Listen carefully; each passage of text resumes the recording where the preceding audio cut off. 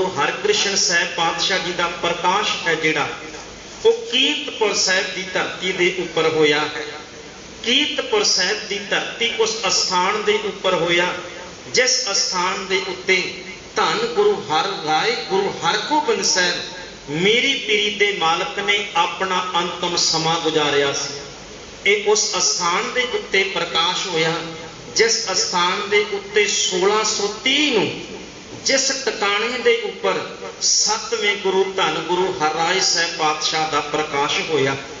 बिल्कुल उसे अस्थान के उपर जिथे अज गुरुद्वारा शीश महल साहब है। इस अस्थान के उपर सन 1656 ईस्वी धन गुरु हरकृष्ण साहब पातशाह जी की आमद प्रकाश होंदा है। गुरु हरकृष्ण साहब पातशाह की आमद तो पहला गुरु हरराय साहब पातशाह के घर दे विच वड्डे पुत्र राम राय की आमद हो चुकी सी। दूसरे पुत्र का प्रकाश होंदा है धन गुरु हरराय साहब पातशाह के घर ते माता का नाम है माता किशन कौर। कुछ इतिहासकारों ने सुलखणी जी भी लिखा पर प्रचलित कृष्ण कौर आउंदा है। कहन लगे आमद हुई ते जदों गुरु हरकृष्ण साहब पातशाह जी की बाल रूप जदों उन्हां दी आमद का आपां सारा बिरतांत सिर ते वेखते हैं। कहन लगे उस समय जिवें एक समा आया गुरु नानक साहब पातशाह ने सिक्खी का केंद्र करतारपुर साहब नूं बनाया। गुरु हरकृष्ण धन गुरु अंगद साहब पातशाह का समा आउंदा सिक्खी का केंद्र सी जिहड़ा उस समय का वो खडूर साहब की धरती। गुरु अमरदास साहब पातशाह के समय गोइंदवाल साहब की धरती। गुरु रामदास साहब गुरु अर्जन देव पातशाह ते गुरु हरगोबिंद साहब पातशाह के वेले अमृतसर साहब की धरती गुरु की सिक्खी का केंद्र रहे। इसे तरह ही बाबा गुरदित्ता साहब नूं हुक्म गुरु हरगोबिंद साहब ने किया कीरतपुर साहब का नगर बसाया। गुरु हरराय साहब पातशाह ते गुरु हरकृष्ण साहब पातशाह के वेले सिक्खी का जिहड़ा धुरा केंद्र सी वो कीरतपुर साहब की धरती रही। उस समय जिहड़ियां संगतां सन गुरु हरराय साहब पातशाह के वेले तो है क्योंकि गुरु हरगोबिंद साहब पातशाह भी अपना अखीरला समा कीरतपुर साहब की धरती के उत्ते बिताना करते हैं। इत्थे संगतां दा आउणा आमद भारी गिणती विच शुरू हो गई सी। साल दे विच 2 वक्त एक विसाखी का ते एक दिवाली का जिहड़ा दिहाड़ा सी वो बहुत तांत संगतां वड्डी गिणती दे विच कीरतपुर साहब की धरती ते आके मनाउंदियां सन। और उस तो भी जिहड़ी वड्डा एक वड्डे इकट्ठ का कारण सी वो ये सी कि धन गुरु हरराय साहब पातशाह ने एक ते गुरमुखो इस इलाके दे विच बहुत वड्डे वड्डे बाग लवाए जिन्हां वातावरण नूं सोहना बनाउण दे लई शुद्ध हवा दे लई हरियावल दे लई साफ पानी दे लई जिहड़ा जिन्हों आपां अजकल इन्वायरमेंट शब्द वरतदे हां कि इन्वायरमेंट नूं साफ रखण दे लई सब तो जिहड़ा वध कारज सी वो धन गुरु हरराय साहब पातशाह ने कीता।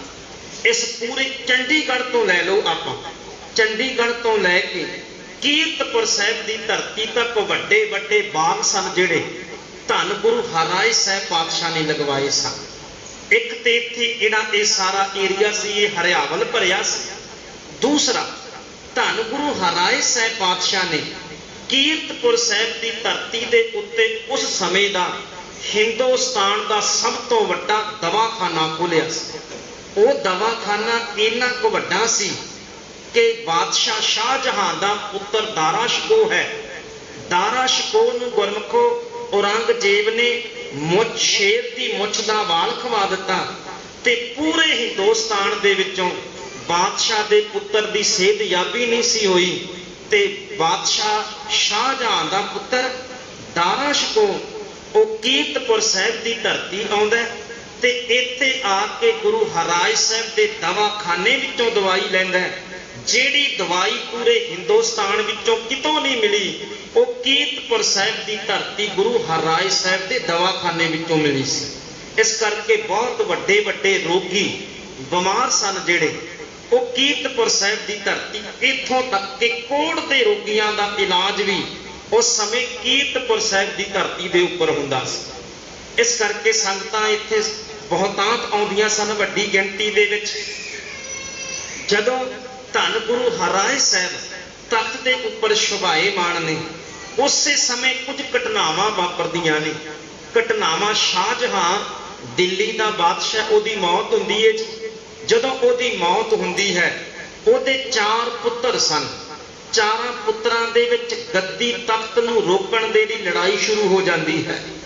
ਇਹਨਾਂ ਦੇ ਵਿੱਚੋਂ ਜਿਹੜਾ ਸੀ ਉਹ ਦਾਰਾ ਸ਼ਕੋਹ ਨੂੰ ਮਾਰ ਦਿੱਤਾ ਜਾਂਦਾ ਹੈ, ਆਜ਼ਮ ਨੂੰ ਮਾਰ ਦਿੱਤਾ ਜਾਂਦਾ ਹੈ, ਸ਼ਾਹ ਸੁਜਾ ਨੂੰ ਮਾਰ ਦਿੱਤਾ ਜਾਂਦਾ ਹੈ। ਤਿੰਨਾਂ ਦੇ ਵੱਲੋਂ, ਤਿੰਨਾਂ ਨੂੰ ਮਾਰ ਕੇ ਤੇ ਆਪਣੇ ਪਿਤਾ ਸ਼ਾਹਜਹਾਂ ਨੂੰ ਜੇਲ੍ਹ 'ਚ ਸੁੱਟ ਕੇ ਔਰੰਗਜ਼ੇਬ ਤਖਤ ਦਾ ਮਾਲਕ ਬਣਦਾ ਹੈ। ਜਦੋਂ ਤਖਤ ਦਾ ਮਾਲਕ ਔਰੰਗਜ਼ੇਬ ਬਣਦਾ ਹੈ, ਉਸੇ ਸਮੇਂ ਉਹਨੇ ਆਪਣੇ ਜਿਹੜਾ ਛੋਟਾ ਭਰਾ ਸੀ ਦਾਰਾ ਸ਼ਕੋਹ, ਜਦੋਂ ਉਹਨੂੰ ਕਤਲ ਕੀਤਾ, ਕਤਲ ਕਰਨ ਤੋਂ ਬਾਅਦ ਉਹਨੂੰ ਖਬਰ ਮਿਲਦੀ ਹੈ, ਕਿਉਂਕਿ ਦਾਰਾ ਸ਼ਕੋਹ ਨੇ ਬਗਾਵਤ ਕੀਤੀ। ਥੋੜਾ ਨੁਕਤੇ ਨੂੰ ਬੜੇ ਧਿਆਨ ਨਾਲ ਸਮਝੋ ਜੀ। ਦਾਰਾ ਸ਼ਕੋਹ ਨੇ ਬਗਾਵਤ ਕੀਤੀ, ਦਿੱਲੀ ਤੋਂ ਉਹ ਭੱਜਿਆ, ਰੋਪੜ ਤੋਂ ਸਤਲੁਜ ਦਰਿਆ ਪਾਰ ਕਰਦਾ। ਰੋਪੜ ਦੀ ਧਰਤੀ ਤੋਂ ਸਤਲੁਜ ਦਰਿਆ ਨੂੰ ਪਾਰ ਕਰਕੇ ਉਹਨੇ ਕੁਝ ਘੰਟੇ ਟਿਕਾਣਾ ਕੀਰਤਪੁਰ ਸਾਹਿਬ ਸਤਿਗੁਰੂ ਗੁਰੂ ਹਰਿਰਾਏ ਸਾਹਿਬ ਪਾਤਸ਼ਾਹ ਦੇ ਕੋਲ ਕੀਤਾ। ਇੱਥੇ ਲੰਗਰ ਪ੍ਰਸ਼ਾਦਾ ਪਾਣੀ ਉਹਨੇ ਛਕਿਆ ਤੇ ਅੱਗੇ ਲਾਹੌਰ ਨੂੰ ਚਲਾ ਗਿਆ। ਲਾਹੌਰ ਜਾ ਕੇ ਉਹ ਫੜਿਆ ਜਾਂਦਾ ਹੈ, ਗ੍ਰਿਫਤਾਰ ਕਰਕੇ ਦਿੱਲੀ ਲਿਆਇਆ ਜਾਂਦਾ ਹੈ। ਗਾਂ ਦੇ ਮਾਸ ਦੇ ਵਿੱਚ ਮੜਵਾ ਕੇ ਔਰੰਗਜ਼ੇਬ ਆਪਣੇ ਇਸ ਭਰਾ ਨੂੰ ਕਤਲ ਕਰ ਦਿੰਦਾ। ਉਹਨੂੰ ਤਾਂ ਕਤਲ ਕਰ ਦਿੱਤਾ ਗਿਆ, ਤਖਤ ਉੱਤੇ ਔਰੰਗਜ਼ੇਬ ਬੈਠਾ। ਪਰ ਉਸ ਤੋਂ ਬਾਅਦ ਉਹਨੂੰ ਖਬਰ ਮਿਲਦੀ ਹੈ ਕਿ ਜਿਹੜਾ ਇਹ ਦਾਰਾ ਸ਼ਕੋਹ ਸੀ, ਕਿਉਂਕਿ ਵੈਸੇ ਉਹ ਬੜਾ ਪ੍ਰੇਮ ਭਗਤੀ ਭਾਵਨਾ ਵਾਲਾ ਸੀ, ਉਹ ਕਈ ਵਾਰ ਪਹਿਲਾਂ ਵੀ ਕੀਰਤਪੁਰ ਸਾਹਿਬ ਦੀ ਧਰਤੀ ਤੇ ਆਇਆ ਸੀ ਜੀ। ਇਸ ਕਰਕੇ ਗੁਰੂ ਘਰ ਦਾ ਸ਼ਰਧਾਲੂ ਸੀ ਦਾਰਾ ਸ਼ਕੋਹ। ਪਰ ਉਹ ਔਰੰਗਜ਼ੇਬ ਨੂੰ ਖਬਰ ਮਿਲੀ ਵੀ ਇਹਨੇ ਟਿਕਾਣਾ ਕੀਤਾ ਕੁਝ ਸਮਾਂ ਇੱਥੇ। ਹੁਣ ਸਰਕਾਰ ਤੇ ਬਾਗੀ ਨੂੰ ਗੁਰੂ ਘਰ ਵਿੱਚ ਥਾਂ ਮਿਲੀ, ਇਹ ਖਬਰ ਮਿਲ ਗਈ ਤੇ ਔਰੰਗਜ਼ੇਬ ਨੇ ਫਿਰ ਜਿਹੜਾ ਸੀ ਗੁਰਮੁਖੋ ਉਹ ਸੁਨੇਹਾ ਘੱਲਿਆ ਗੁਰੂ ਹਰਿਰਾਏ ਸਾਹਿਬ ਪਾਤਸ਼ਾਹ ਨੂੰ ਵੀ ਸਰਕਾਰ ਤੇ ਬਾਗੀ ਨੂੰ ਥਾਂ ਦਿੱਤੀ ਹੈ, ਤੁਸੀਂ ਜਵਾਬਦੇਹੀ ਕਰੋ ਆ ਕੇ ਬਾਦਸ਼ਾਹ ਦੇ ਦਰਬਾਰ ਦੇ ਵਿੱਚ। ਧੰਨ ਗੁਰੂ ਹਰਿਰਾਏ ਸਾਹਿਬ ਪਾਤਸ਼ਾਹ ਆਪ ਬਾਦਸ਼ਾਹ ਦੇ ਦਰਬਾਰ ਨਹੀਂ ਗਏ, ਪਰ ਉਹਨਾਂ ਨੇ ਆਪਣੇ ਵੱਡੇ ਪੁੱਤਰ ਜੋ ਬੜਾ ਵਿਦਵਾਨ ਸੀ, ਗੱਲਾਂ ਬਾਤਾਂ ਵਿੱਚ ਬੜਾ ਤੇਜ਼ ਸੀ, ਦਲੀਲਾਂ ਬੜੀਆਂ ਦਿੰਦਾ ਸੀ, ਰਾਮ ਰਾਏ ਪੜ੍ਹਿਆ ਲਿਖਿਆ ਬੜਾ ਸੀ, ਰਾਮ ਰਾਏ ਨੂੰ ਆਪਣੀ ਥਾਂ ਤੇ ਭੇਜਿਆ ਕਿ ਰਾਮ ਰਾਏ ਜਾ ਕੇ ਸੱਚ ਦਾ ਸੁਨੇਹਾ ਦੇਣਾ ਹੈ, ਬਾਦਸ਼ਾਹ ਦੇ ਅੱਗੇ ਝੁਕਣਾ ਨਹੀਂ, ਜੋ ਬਾਦਸ਼ਾਹ ਪੁੱਛੇ ਗੁਰੂ ਨਾਨਕ ਦਾ ਹੱਥ ਤੁਹਾਡੇ ਸਿਰ ਦੇ ਉੱਪਰ ਹੈ, ਨਿਰਭੈ ਹੋ ਕੇ ਤੁਸੀਂ ਗੱਲ ਦਾ ਜਵਾਬ ਦੇਣਾ। ਸਤਿਗੁਰੂ ਪਾਤਸ਼ਾਹ ਨੇ ਸਮਝਾ ਕੇ ਭੇਜਿਆ, ਨਾਲ ਇਹ ਵੀ ਕਿਹਾ ਕਿ ਜਿਹੜੇ ਮੁਗਲਿਆ ਹਕੂਮਤ ਦੇ ਤਖਤ ਦੇ ਉੱਤੇ ਬੈਠਣ ਵਾਲੇ ਬਾਦਸ਼ਾਹ ਨੇ ਉਹ ਕਰਾਮਾਤਾਂ ਦੇਖਣ ਦੇ ਬੜੇ ਸ਼ੌਕੀਨ ਨੇ। ਕੱਲ ਅਸੀਂ ਬਾਦਸ਼ਾਹ ਮੁਹੰਮਦ ਬਿਨ ਤੁਗਲਕ ਦੀ ਗੱਲ ਕਰਦੇ ਪਏ ਸੀ ਸ਼ਾਮ ਦੇ ਦੀਵਾਨਾਂ ਵਿੱਚ। ਹੁਣ ਤੁਗਲਕ ਵੰਸ਼ ਬੜਾ ਪਹਿਲਾਂ ਹੋਇਆ ਜੀ ਇਹ ਮੁਗਲਿਆ ਸਮਰਾਜ ਤੋਂ, ਪਰ ਮੁਹੰਮਦ ਬਿਨ ਤੁਗਲਕ ਦੇ ਸਮੇਂ ਵੀ ਬਾਬਾ ਨਾਮਦੇਵ ਸਾਹਿਬ ਨੂੰ ਕਿਹਾ ਜਾਂਦਾ ਹੈ ਜਾਂ ਇਸਲਾਮ ਕਬੂਲ ਕਰੋ ਜਾਂ ਫਿਰ ਮਰੀ ਹੋਈ ਗਊ ਨੂੰ ਜਿਵਾ ਕੇ ਦਿਖਾਓ। ਕਰਾਮਾਤਾਂ ਦੇ ਸ਼ੌਕੀਨ ਸਨ। ਇਸ ਕਰਕੇ ਗੁਰੂ ਹਰਿਰਾਏ ਸਾਹਿਬ ਪਾਤਸ਼ਾਹ ਜਾਣਦੇ ਸੀ ਕਿ ਉਹਨੇ ਕਹਿਣਾ ਹੈ ਕਿ ਕਰਾਮਾਤਾਂ ਦਿਖਾਓ। ਤੇ ਗੁਰੂ ਹਰਿਰਾਏ ਸਾਹਿਬ ਨੇ ਆਪਣੇ ਪੁੱਤਰ ਨੂੰ ਕਿਹਾ, ਕਹਿਣ ਲੱਗੇ ਪੁੱਤਰ ਗੁਰੂ ਨਾਨਕ ਦੀਆਂ ਰਹਿਮਤਾਂ ਤੁਹਾਡੇ ਸਿਰ ਦੇ ਉੱਪਰ ਨੇ, ਰੱਖਿਆ ਗੁਰੂ ਨਾਨਕ ਸਾਹਿਬ ਆਪ ਕਰਨਗੇ, ਝੁਕਣਾ ਨਹੀਂ, ਭੈ ਨਹੀਂ ਮੰਨਣਾ। ਤੇ ਤੀਜਾ ਕਿਹਾ ਗੁਰੂ ਕੇ ਭਾਣੇ ਪਰਮੇਸ਼ਰ ਦੀ ਰਜ਼ਾ ਵਿੱਚ ਰਹਿਣਾ, ਕਰਾਮਾਤ ਨਹੀਂ ਦਿਖਾਉਣੀ। ਇਹ ਬੱਚੇ ਨੂੰ ਆਪਣੇ ਪੁੱਤਰ ਨੂੰ ਸੁਣਾ ਕੇ ਸਖਤੀ ਨਾਲ ਬਚਨ ਕਰਕੇ ਭੇਜਿਆ। ਰਾਮ ਰਾਏ ਗੁਰਮੁਖੋ ਦਿੱਲੀ ਜਾਂਦਾ ਹੈ। ਜਦੋਂ ਰਾਮ ਰਾਏ ਦਿੱਲੀ ਜਾਂਦਾ ਹੈ, ਔਰੰਗਜ਼ੇਬ ਸੀ ਜਿਹੜਾ, ਉਹਨੇ ਬੜਾ ਸ਼ਾਨਦਾਰ ਸਵਾਗਤ ਕੀਤਾ, ਬੜੀ ਤਰੀਕੇ ਦੇ ਨਾਲ ਜੀ ਆਇਆਂ ਕਿਹਾ ਗਿਆ ਰਾਮ ਰਾਏ ਨੂੰ। ਚੰਗੇ ਮਹਿਲ ਵਿੱਚ ਠਹਿਰਾਉਣ ਲਈ ਥਾਂ ਦਿੱਤੀ। ਚੰਗੇ ਨੌਕਰ ਚਾਕਰ ਰਾਮ ਰਾਏ ਜੀ ਦੇ ਅੱਗੇ ਪਿੱਛੇ ਭੱਜਦੇ ਨੇ ਤੇ ਕਹਿਣ ਲੱਗੇ, ਜਦੋਂ ਬਾਦਸ਼ਾਹ ਦੇ ਦਰਬਾਰ ਦੇ ਵਿੱਚ ਰਾਮ ਰਾਏ ਗਿਆ ਤੇ ਔਰੰਗਜ਼ੇਬ ਨੇ ਚਲਾਕੀ ਵਰਤੀ ਹੈ। ਚਲਾਕੀ ਕੀ ਵਰਤੀ? ਕਹਿਣ ਲੱਗੇ ਬਾਦਸ਼ਾਹ ਦੇ ਦਰਬਾਰ ਦੇ ਨਜ਼ਦੀਕ ਇੱਕ ਖੂਹ ਸੀ ਬਹੁਤ ਵੱਡਾ, ਉਸ ਖੂਹ ਦੇ ਉੱਪਰ ਚਾਦਰ ਪਵਾ ਦਿੱਤੀ। ਚਾਦਰ ਪਵਾ ਕੇ ਉਹ ਇੰਜ ਲੱਗਦਾ ਸੀ ਜਿਵੇਂ ਵੱਡਾ ਪਲੰਘ ਡਾਇਆ ਹੋਵੇ ਤੇ ਰਾਮ ਰਾਏ ਨੂੰ ਭੁਲੇਖਾ ਪਾਉਣ ਦੇ ਲਈ ਵੀ ਦੇਖਦੇ ਹਾਂ ਗੁਰੂ ਕਾ ਪੁੱਤਰ ਹੈ, ਕਿੰਨਾ ਕੁ ਅੰਤਰਜਾਮੀ ਹੈ। ਇਸ ਕਰਕੇ ਉਹਨੇ ਉੱਪਰ ਚੰਗੀ ਤਰ੍ਹਾਂ ਇੱਕ ਪਲੰਗ ਨੁਮਾ ਬਣਾ ਦਿੱਤਾ ਤੇ ਰਾਮ ਰਾਏ ਇੰਨਾ ਗੁਰੂ ਕਾ ਪੁੱਤਰ ਸੀ, ਸਮਰੱਥਾ ਇੰਨੀ ਕੁ ਸੀ ਗੁਰਮਖੋ, ਉਹਨੂੰ ਪਤਾ ਲੱਗਿਆ। ਪਰ ਰਾਮ ਰਾਏ ਚੌਂਕੜਾ ਮਾਰ ਕੇ ਬੈਠਾ ਰਿਹਾ, ਇੰਜ ਬੈਠਾ ਰਿਹਾ ਜਿਵੇਂ ਕੋਈ ਬੰਦਾ ਪਲੰਗ ਦੇ ਉੱਪਰ ਬੈਠਾ ਹੋਵੇ। ਇੰਜ ਜਦੋਂ ਇੰਜ ਕੀਤਾ ਗਿਆ, ਉਹਨੂੰ ਪਤਾ ਲੱਗ ਗਿਆ ਗੁਰੂ ਕੇ ਪੁੱਤਰਾਂ ਵਿੱਚ ਕਰਾਮਾਤਾਂ ਨੇ, ਸਮਰੱਥਾ ਹੈ। ਕਿਉਂਕਿ ਜਦੋਂ ਆਪਾਂ ਇਤਿਹਾਸ ਨੂੰ ਪੜ੍ਹਦੇ ਹਾਂ, ਉਸ ਸਮੇਂ ਬਾਬਾ ਅਟਲ ਰਾਏ ਸਾਹਿਬ ਨੇ ਅੰਮ੍ਰਿਤਸਰ ਸਾਹਿਬ ਦੀ ਧਰਤੀ ਇੱਕ ਮਰੇ ਹੋਏ ਬੱਚੇ ਦੇ ਗਲ ਦੇ ਵਿੱਚ ਸੋਟੀ ਪਾ ਕੇ ਕਿਹਾ ਸੀ, ਉੱਠ ਓਏ ਹੁਣ ਸਾਡੀ ਵਾਰੀ ਦੇ। ਤੇ ਮਰਿਆ ਹੋਇਆ ਬੱਚਾ ਖੜਾ ਹੋ ਗਿਆ ਸੀ ਜੀ ਉੱਠ ਕੇ। ਬਾਬਾ ਅਟਲ ਰਾਏ ਸਾਹਿਬ ਦਾ ਇਤਿਹਾਸ ਆਪਾਂ ਜਾਣਦੇ ਤੇ ਉਸੇ ਸਮੇਂ ਕਿਹਾ ਸੀ ਗੁਰੂ ਕੇ ਬੱਚਿਆਂ ਵਿੱਚ ਇੰਨੀ ਸਮਰੱਥਾ। ਹੁਣ ਉਹ ਕਹਾਣੀਆਂ ਸੁਣੀਆਂ ਸਨ ਔਰੰਗਜ਼ੇਬ ਨੇ, ਪਰ ਗੁਰੂ ਕੇ ਪੁੱਤਰਾਂ ਵਿੱਚ ਕਿੰਨੀ ਕੁ ਸਮਰੱਥਾ ਹੁੰਦੀ ਹੈ ਔਰੰਗਜ਼ੇਬ ਨੇ ਆਪਣੀਆਂ ਅੱਖਾਂ ਦੇ ਸਾਹਮਣੇ ਦੇਖਿਆ ਕਿ ਕਰਾਮਾਤਾਂ ਦੀ ਸਮਰੱਥਾ ਹੈ ਇਹਨਾਂ ਦੇ ਅੰਦਰ। ਇਸ ਕਰਕੇ ਔਰੰਗਜ਼ੇਬ ਸੀ ਜਿਹੜਾ, ਹੁਣ ਉਹ ਰੋਜ਼ਾਨਾ 4 ਦਿਨ ਲਗਭਗ ਇਹ ਕਹਿ ਲਓ ਵੱਧ ਤੋਂ ਵੱਧ ਸਮਾਂ ਉਹ ਰਾਮ ਰਾਏ ਦੇ ਨਾਲ ਗੁਜ਼ਾਰਦਾ ਹੈ। ਗੱਲਾਂ ਬਾਤਾਂ ਸੇਵਾ ਭਗਤੀ ਉਹਦੀ ਕਰਦਾ ਹੈ। ਔਰ ਰਾਮ ਰਾਏ ਸੀ ਜਿਹੜਾ, ਹੁਣ ਗੁਰਮਖੋ ਜਦੋਂ ਕੀਰਤਪੁਰ ਸਾਹਿਬ ਦੀ ਧਰਤੀ ਬੈਠਦਾ ਸੀ, ਗੁਰੂ ਕੀ ਸੰਗਤ ਵਿੱਚ ਬੈਠਣਾ, ਗੁਰੂ ਪਿਤਾ ਨੂੰ ਮੱਥਾ ਟੇਕਣਾ, ਸੀਸ ਝੁਕਾਉਣਾ ਪੈਂਦਾ ਸੀ।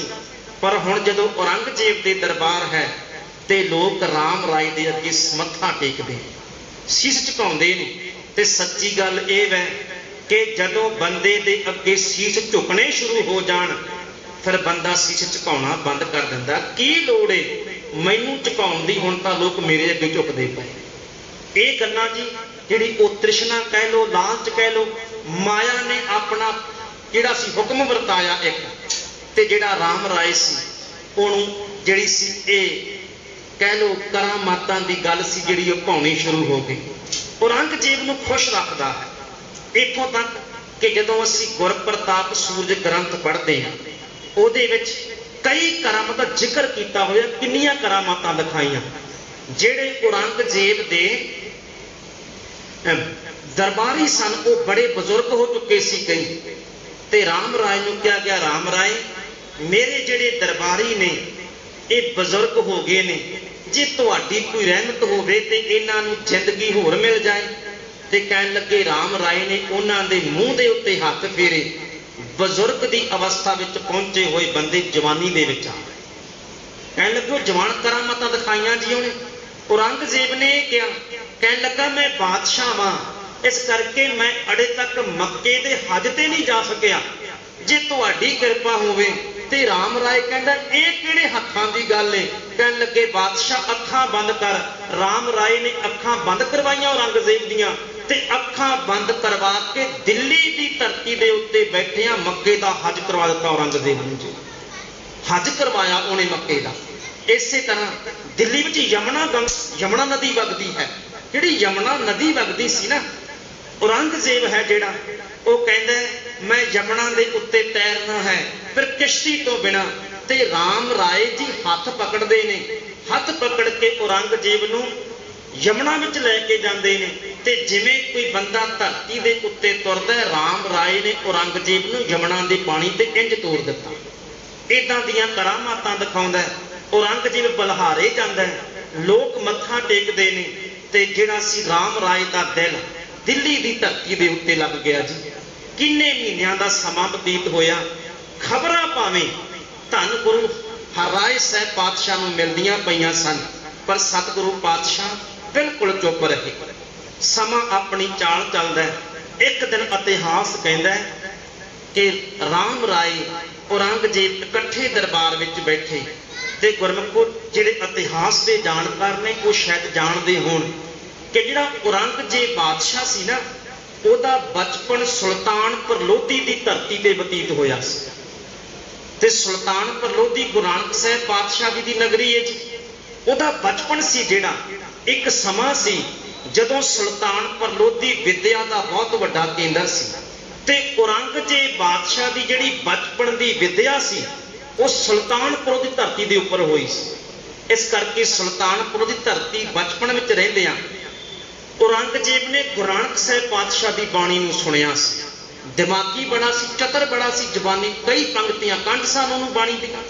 एक दिन राम राय दे कोल बैठिया उन्हें कहन लगे, राम राय जी एक बचन असां सुने ने, इहदे अर्थ की बनते ने?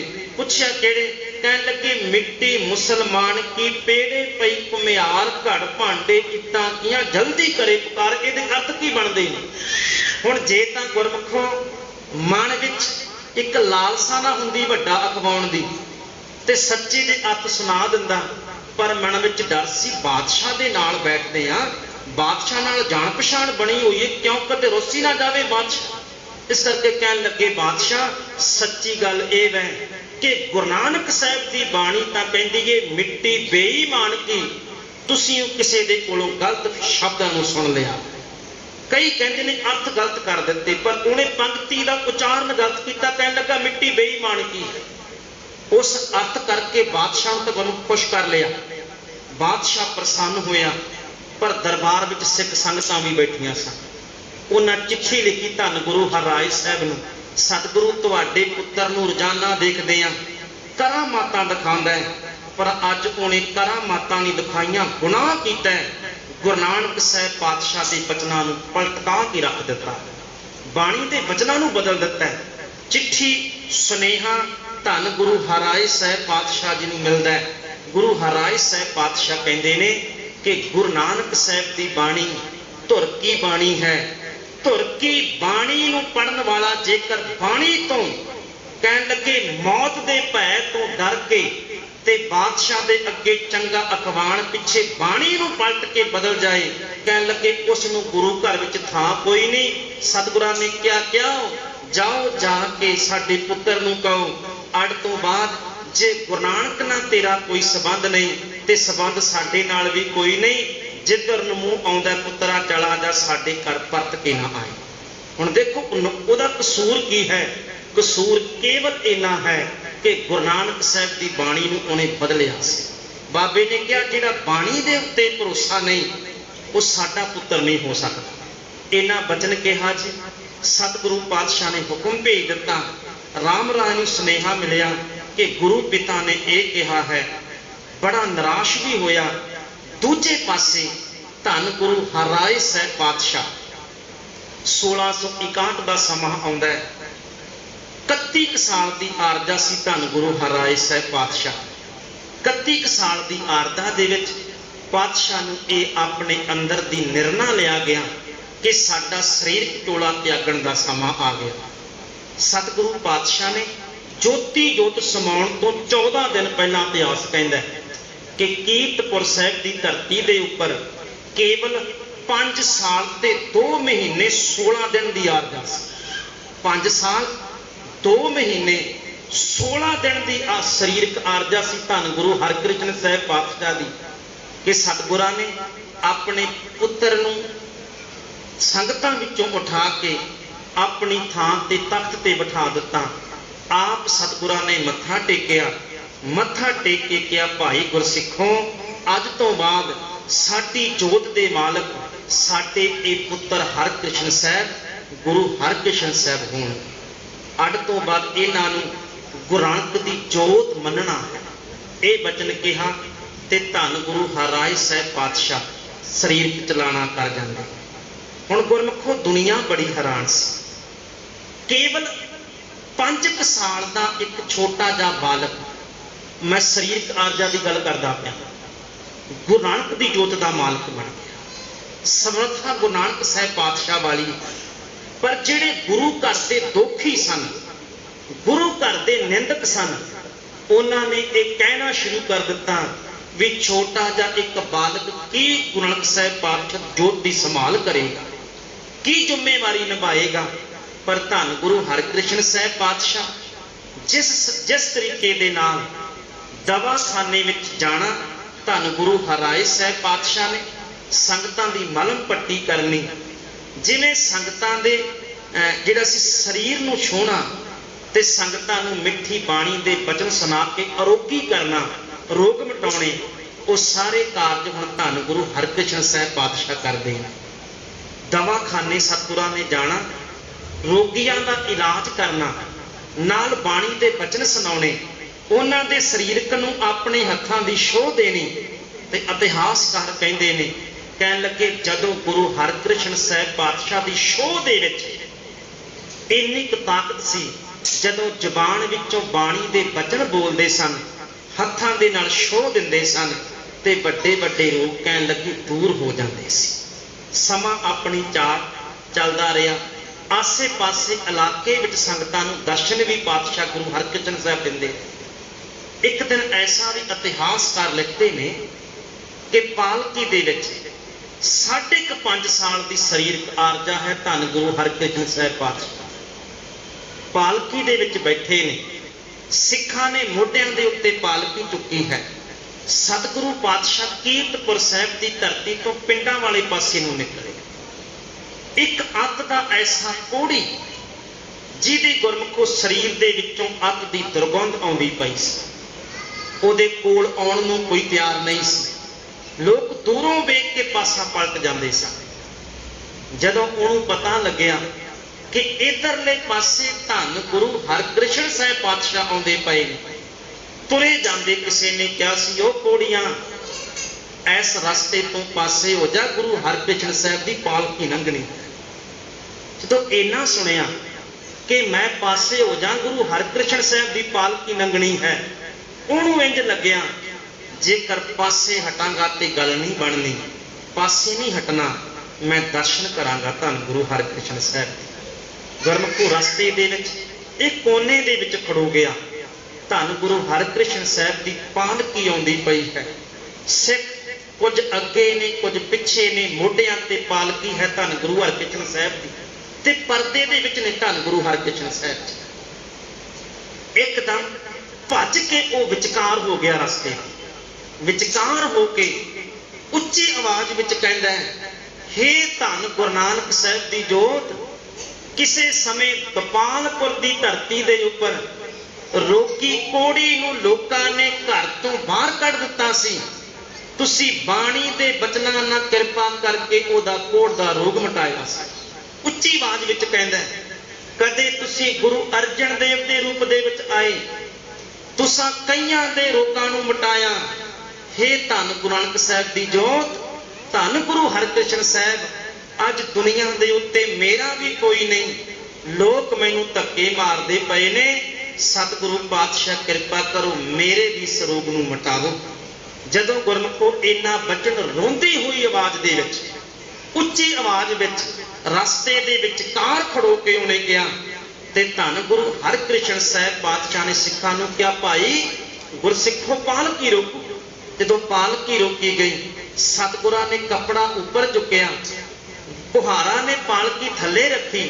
5.5 ਸਾਲ ਦੀ ਉਮਰ, ਧੰਨ ਗੁਰੂ ਹਰਕ੍ਰਿਸ਼ਨ ਸਾਹਿਬ ਪਾਲਕੀ ਚੋਂ ਬਾਹਰ ਆ ਗਏ। ਜਦੋਂ ਪਾਲਕੀ ਚੋਂ ਆਏ ਬਾਹਰ, ਉਹ ਧਰਤੀ ਦੇ ਉੱਤੇ ਬੈਠਾ ਜੀ, ਥੱਲੇ ਵਿਚਕਾਰ ਰਸਤੇ ਧਰਤੀ ਦੇ ਉੱਪਰ ਬੈਠਾ।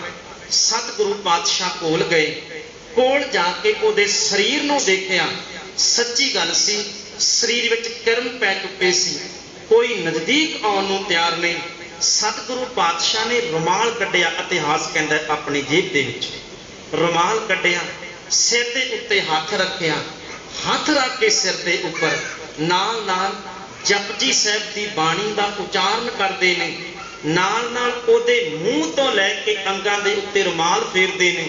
ਕਹਿਣ ਲੱਗੇ ਜਿਵੇਂ ਜਿਵੇਂ ਹੱਥਾਂ ਪੈਰਾਂ ਦੇ ਉੱਤੇ ਰੁਮਾਲ ਫਿਰਦਾ ਗਿਆ, ਗੁਰੂ ਕੇ ਬਚਨਾਂ ਦੀ ਹੱਥਾਂ ਦੀ ਛੋਹ ਉਹਦੇ ਕੋੜੀ ਸਰੀਰ ਨੂੰ ਲੱਗੀ, ਉਵੇਂ ਉਵੇਂ ਉਹ ਆਤਮਿਕ ਤੌਰ ਦੇ ਉੱਪਰ ਵੀ ਤੇ ਸਰੀਰਕ ਤੌਰ ਦੇ ਉੱਤੇ ਵੀ ਅਰੋਗੀ ਹੁੰਦਾ ਗਿਆ।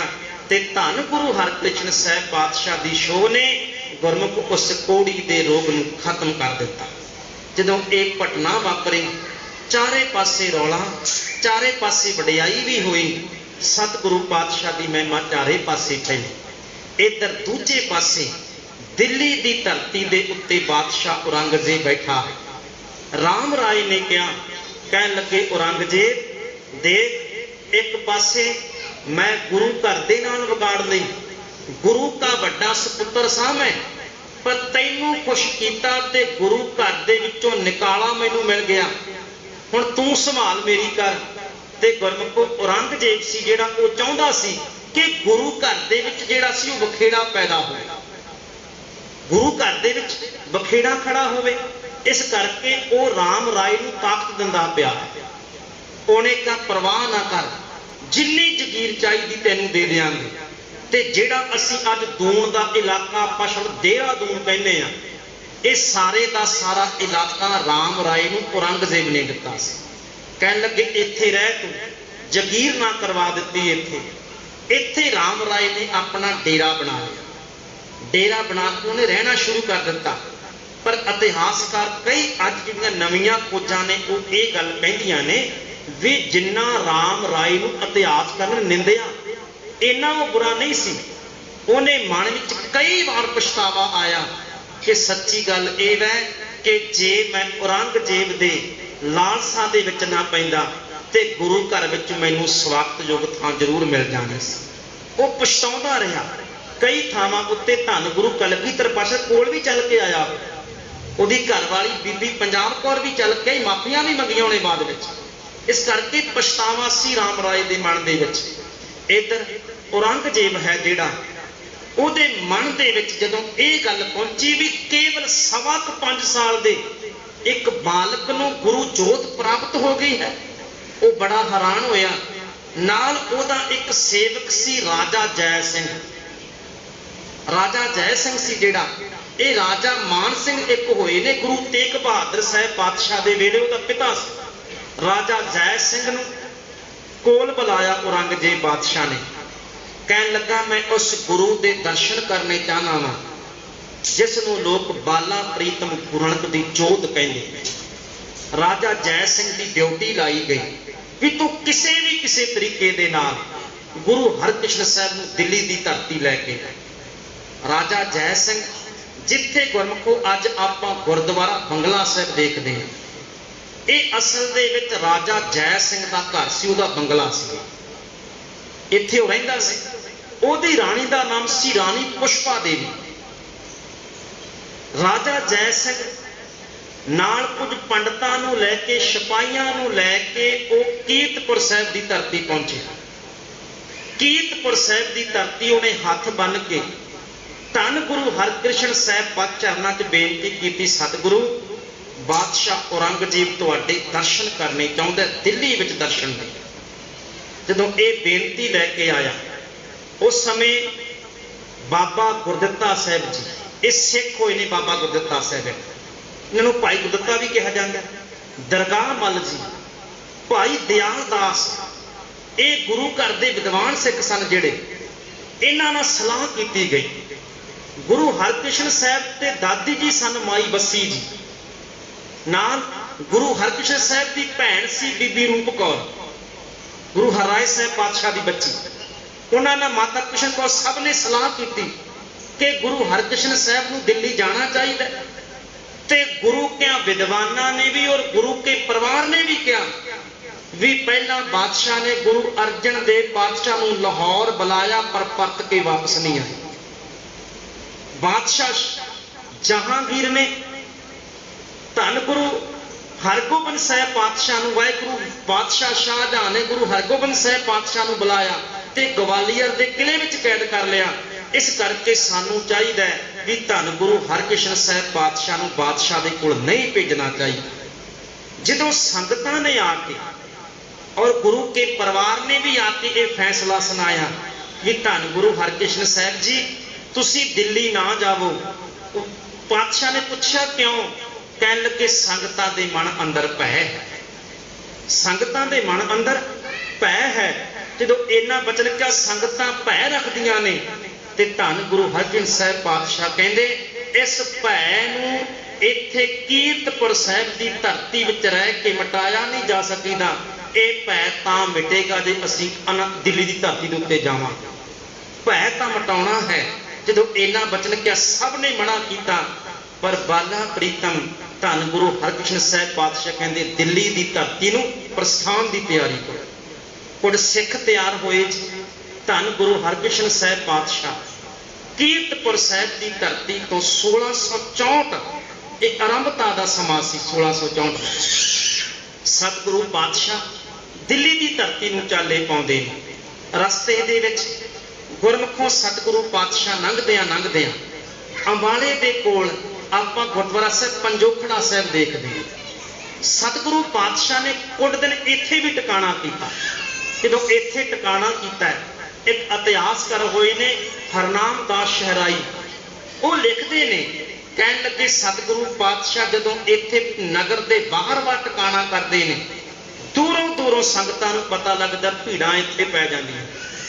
ਕਈ ਦਿਨ ਦੀਵਾਨ ਸੱਜ ਦੇ ਕੀਰਤਨ ਹੁੰਦਾ, ਪਾਤਸ਼ਾਹ ਪ੍ਰਚਾਰ ਕਰਦਿਆਂ ਅੱਗੇ ਵੱਧਦੇ ਸਨ।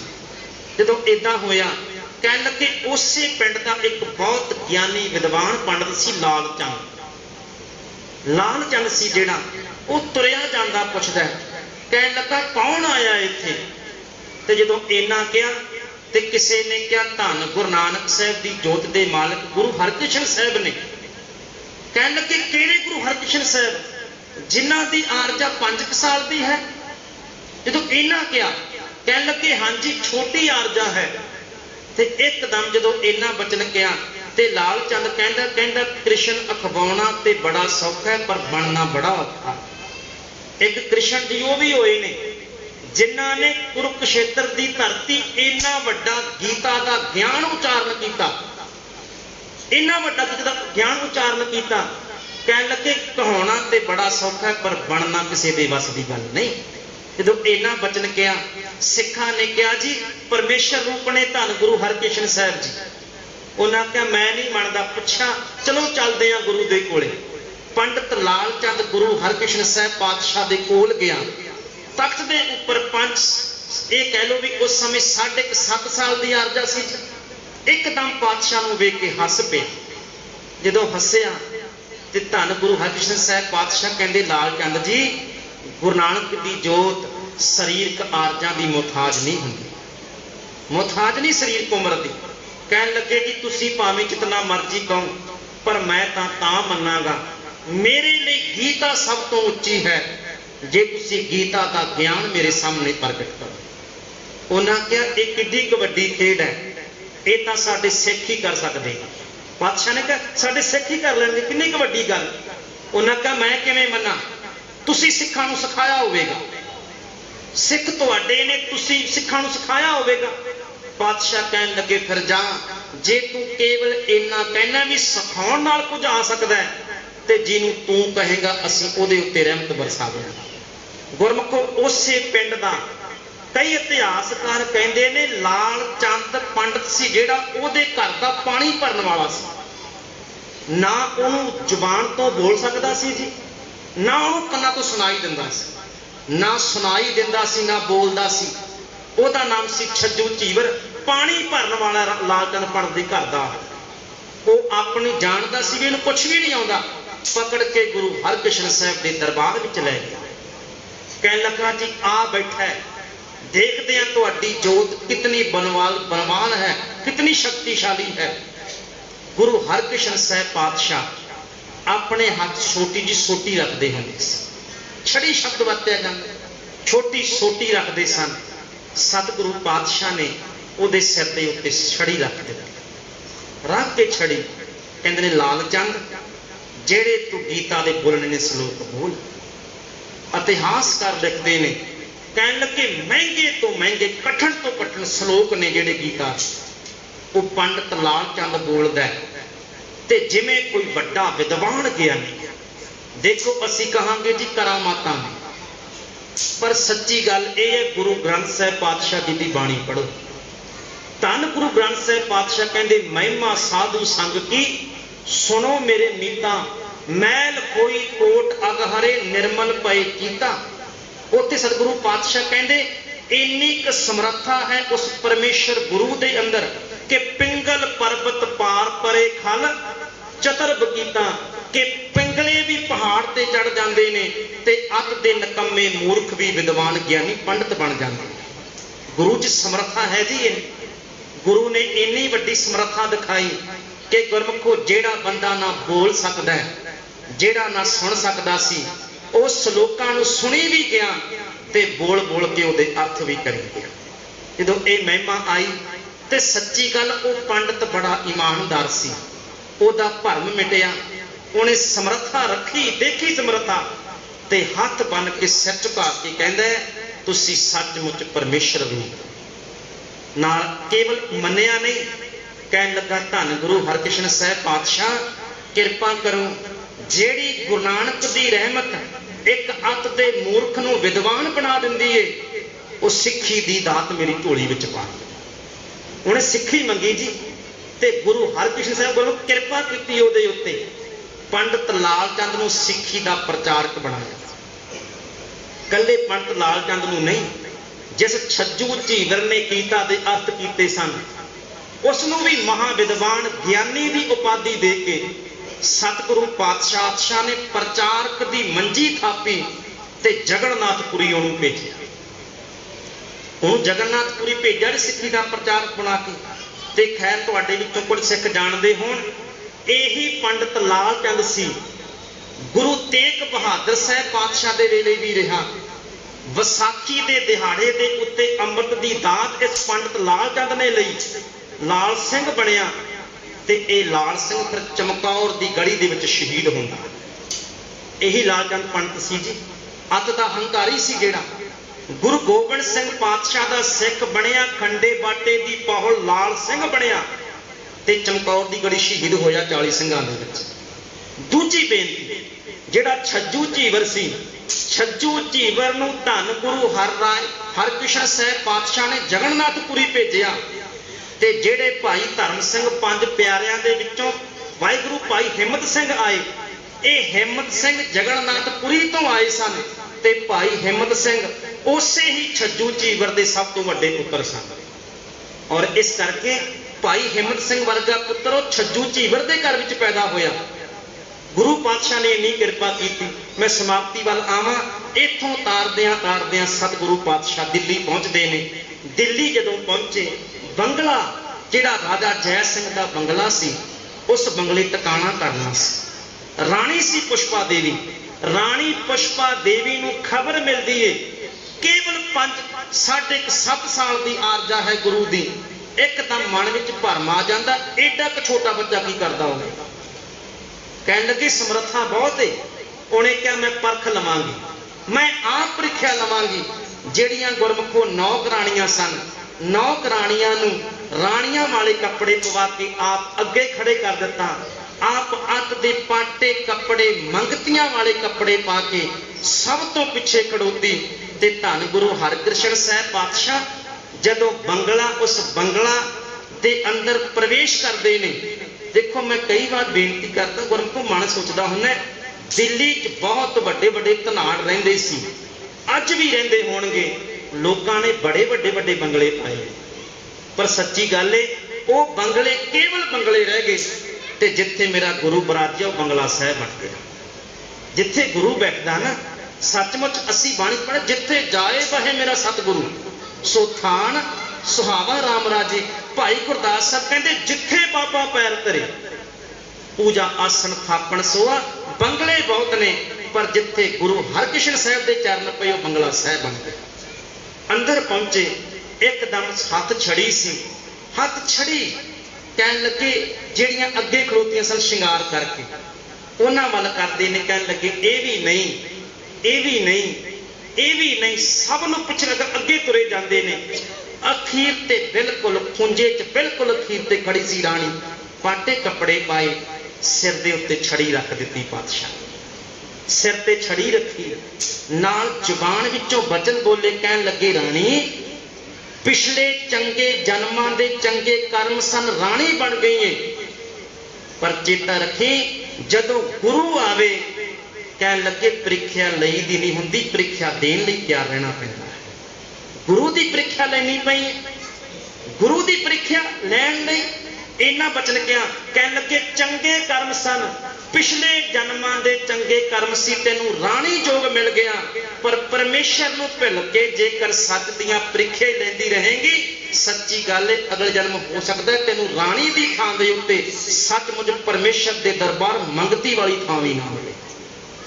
ਇਹਨਾਂ ਜਦੋਂ ਬਚਨ ਕਿਹਾ, ਪਿਛਲੇ ਕਰਮ ਸਨ, ਰਾਣੀ ਬਣ ਗਈ ਏ, ਪਰ ਜੇਕਰ ਰੱਬ ਨੂੰ ਭੁੱਲ ਕੇ ਚਲਾਕੀਆਂ ਹੀ ਕਰਦੀ ਰਹੇਗੀ, ਹੋ ਸਕਦਾ ਅਗਲਾ ਜਨਮ ਰਾਣੀ ਦੀ ਥਾਂ ਤੇ ਭਿਖਾਰਣ ਦਾ ਵੀ ਨਾ ਮਿਲੇ। ਇਹਨਾਂ ਬਚਨ ਕਿਹਾ, ਕਪਾਟ ਖੁੱਲ ਗਏ। ਸਤਿਗੁਰੂ ਪਾਤਸ਼ਾਹ ਚਰਨਾਂ ਦੇ ਵਿੱਚ ਡਿੱਗੀ, ਕਹਿਣ ਲੱਗੀ ਸਤਿਗੁਰੂ ਪਾਤਸ਼ਾਹ ਕਿਰਪਾ ਕਰਕੇ ਗੁਨਾਹ ਬਖਸ਼। ਮਾਫੀ ਮੰਗੀ ਜੀ ਉਹਨੇ। ਧੰਨ ਗੁਰੂ ਹਰਕ੍ਰਿਸ਼ਨ ਸਾਹਿਬ ਪਾਤਸ਼ਾਹ ਜਿੰਨੇ ਦਿਨ ਵੀ ਗੁਰਮੁਖੋ ਦਿੱਲੀ ਦੀ ਧਰਤੀ ਦੇ ਵਿੱਚ ਬੰਗਲਾ ਸਾਹਿਬ ਦੇ ਟਿਕਾਣੇ ਦੇ ਉੱਪਰ ਰਹਿੰਦੇ ਨੇ, ਸਤਿਗੁਰੂ ਪਾਤਸ਼ਾਹ ਦੀ ਸੰਗਤ ਕਰਦੀ ਦੀ ਰਾਣੀ, ਔਰ ਸਿੱਖ ਦੀ ਤਰ੍ਹਾਂ ਉਹਨੇ ਸਿੱਖੀ ਧਾਰਨ ਕੀਤੀ। ਸਮਾਂ ਬਿਲਕੁਲ ਉੱਪਰ ਹੋ ਗਿਆ, ਇਸ ਕਰਕੇ ਧੰਨ ਗੁਰੂ ਹਰਕ੍ਰਿਸ਼ਨ ਸਾਹਿਬ ਪਾਤਸ਼ਾਹ ਅੱਜ ਅਸੀਂ ਉਹਨਾਂ ਦਾ ਪ੍ਰਕਾਸ਼ ਦਿਹਾੜਾ ਮਨਾ ਰਹੇ ਹਾਂ। ਸਮਰੱਥ ਨੇ, ਇਸੇ ਕਰਕੇ ਜੋ ਸਿੱਖ ਅਰਦਾਸ ਕਰਦਾ ਹੈ, ਅਸੀਂ ਰੋਜ਼ਾਨਾ ਇਹ ਅਰਦਾਸ ਕਰਦੇ ਹਾਂ, ਸ੍ਰੀ ਹਰਿਕ੍ਰਿਸ਼ਨ ਧਿਆਈ ਹੈ ਜਿਸ ਡਿਠੈ ਸਭ ਦੁੱਖ ਜਾਏ। ਅੱਜ ਵੀ ਧੰਨ ਗੁਰੂ ਹਰਕ੍ਰਿਸ਼ਨ ਸਾਹਿਬ ਪਾਤਸ਼ਾਹ ਬਾਣੀ ਦੇ ਵਿੱਚ ਬੈਠੇ ਨੇ। ਸਤਿਗੁਰੂ ਪਾਤਸ਼ਾਹ ਨੂੰ ਜੇ ਬਾਣੀ ਵਿੱਚੋਂ ਦੇਖਾਂਗੇ ਤੇ ਅੱਜ ਵੀ ਦਰਸ਼ਨ ਕੀਤਿਆਂ ਸਾਡੇ ਦੁੱਖ ਦੂਰ ਹੋਣਗੇ। ਸਤਿਗੁਰੂ ਪਾਤਸ਼ਾਹ ਕਿਰਪਾ ਕਰਨ। ਆਪ ਸਮੂਹ ਸੰਗਤਾਂ ਨੂੰ ਧੰਨ ਗੁਰੂ ਹਰਕ੍ਰਿਸ਼ਨ ਸਾਹਿਬ ਪਾਤਸ਼ਾਹ ਜੀ ਦੇ ਪ੍ਰਕਾਸ਼ ਦਿਹਾੜੇ ਦੀਆਂ ਬਹੁਤ ਬਹੁਤ ਵਧਾਈਆਂ। ਫਤਿਹ ਬੁਲਾਓ, ਆਖੋ ਜੀ ਵਾਹਿਗੁਰੂ ਜੀ ਕਾ ਖਾਲਸਾ, ਵਾਹਿਗੁਰੂ ਜੀ ਕੀ ਫਤਿਹ। ਧੰਨ ਵਾਹਿਗੁਰੂ ਸਾਹਿਬ ਜੀਓ। ਸਾ ਧਰਤੀ ਭਈ ਹਰਿਆਵਲੀ, ਜਿੱਥੇ ਮੇਰਾ ਸਤਿਗੁਰ ਬੈਠਾ ਆਏ।